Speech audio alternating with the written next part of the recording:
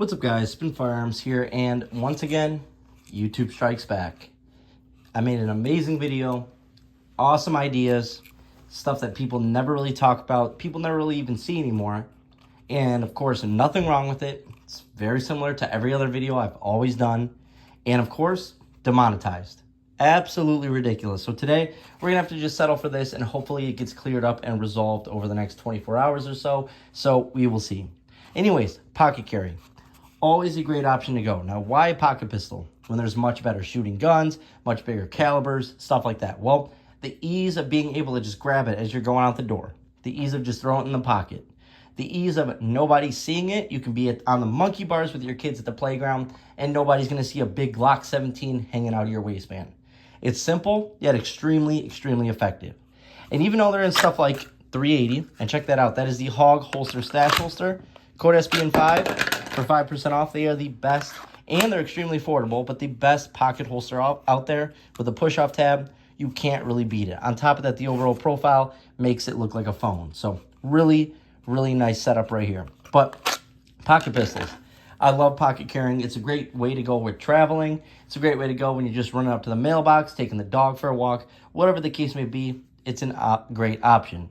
But what a lot of pocket pistols struggle with is overall power.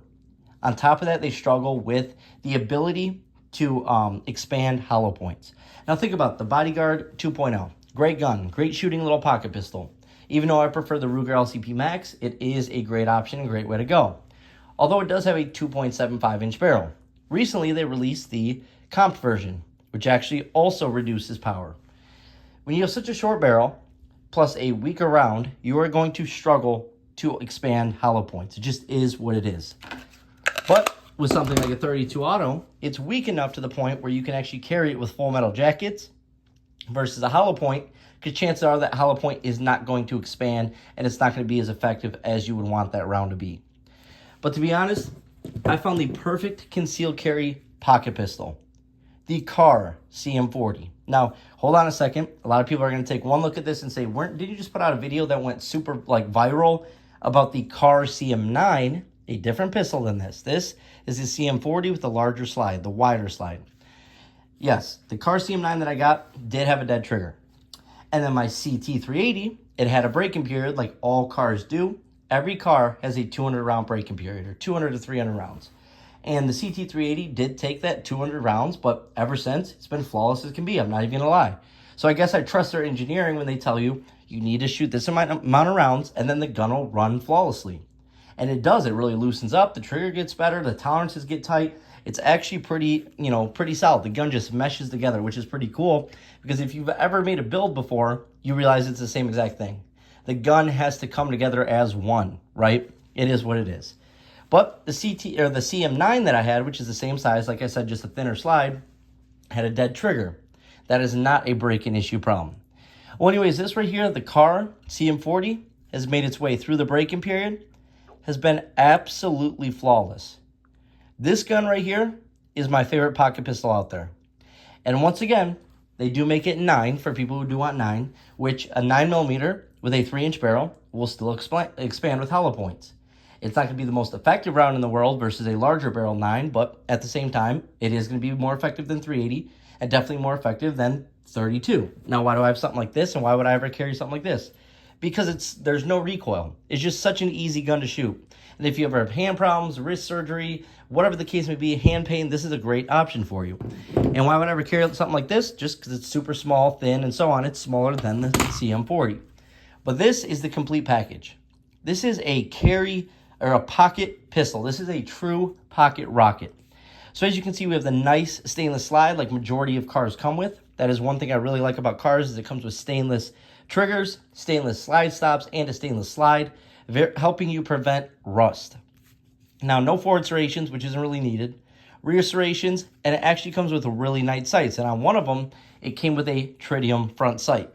Now, these are combat sights. If you've ever seen my Glock 27, that is combat action pistol sights, Ameriglow cap sights, combat action pistol. What do you call it? They have a similar design to this. It's basically where you just line it up and down. There is no left or right. It's just boom. Very simple and quick. And any way you throw it, it's going to be on target. So what's nice about that is, let's say I aim like this, a little high, I'm still going to be hitting the target if I'm aiming for center mass. It's just I'm going to be straight. Every time I'm going to be straight, straight, straight. Not left, not right. Every shot's going to be straight when using sights like that. So I really, really like them. On top of that, it does have a metal rear sight.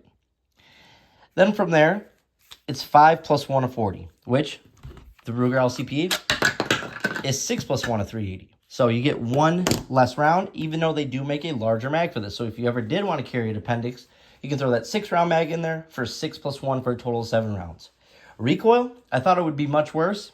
It isn't terrible. You just got to get used to it. And that's with any gun. If you spend enough time with any handgun at the range, you will get used to it. Hollow points. Every hollow point that I've ran out of the gun has been fine. I've only ran like 2 or 3 versions. But another cheat code for people who want to know, if you are having trouble running certain hollow points out of guns, get something called the tumble upon impact round. It looks like it's a full metal jacket, but it's actually designed to tumble inside the body versus expand inside the body. Therefore, if you get a round like that, it still has that, pointed front tip to the projectile. Therefore, it's going to load just fine into your feed ramp. Anyways, large enough to get a glove finger in there, which I like. No rail, because you're not going to be putting a light on a gun this small. That's ridiculous. Really big slide stop. It works really effective, and it's rounded off, so it's still not going to get caught or lodged on anything. Now, racking it was a little heavy at first. I mean, not even going to lie, but with a gun this small, you need a heavier guide rod to handle that pressure, and on top of that, that overall recoil. Ergonomics, pretty good. I did throw a little bit of tape on there to help absorb some recoil, and on top of that, get a little bit of grip on there. But really, speaking, you only are going to get 2 fingers on here. Simply, you're only going to get 2 fingers or 3 with that extended mag. But it's not that big of a deal. Like I said, just get used to the gun. This is a true pocket rocket. And when you're up close and personal in self-defense, it's not a big deal. If the guy's 3 feet from me, recoil doesn't matter. If the guy's 5 feet from me, recoil doesn't matter. I'm getting my shots off, and they're going to be 40 Smith & Wesson all day long. Now check out this super nice, smooth double-action trigger pull. So no trigger dingus on it. It's still double action. And basically what your safety is that trigger is going to be longer, but it's a nice rolling break. You see how it's still double action, so it's still safe for pocket carry. And then a really nice rolling double action trigger pull. I mean, it can be quick if you need it to be quick. That's reset. First trigger pull. And that's what cars are known for. They are known for a really nice, smooth double action trigger pull, and overall their reliability once it gets through that braking period. So hope you guys enjoyed the video. Honestly, I love this gun. It was a bummer what happened to the CM9, but that's firearms. Firearms have issues. It is what it is. They're made by humans at the end of the day. Therefore, you are always going to have issue at some point. You're just going to get a lemon. So hope you guys enjoyed the video. Thanks for watching.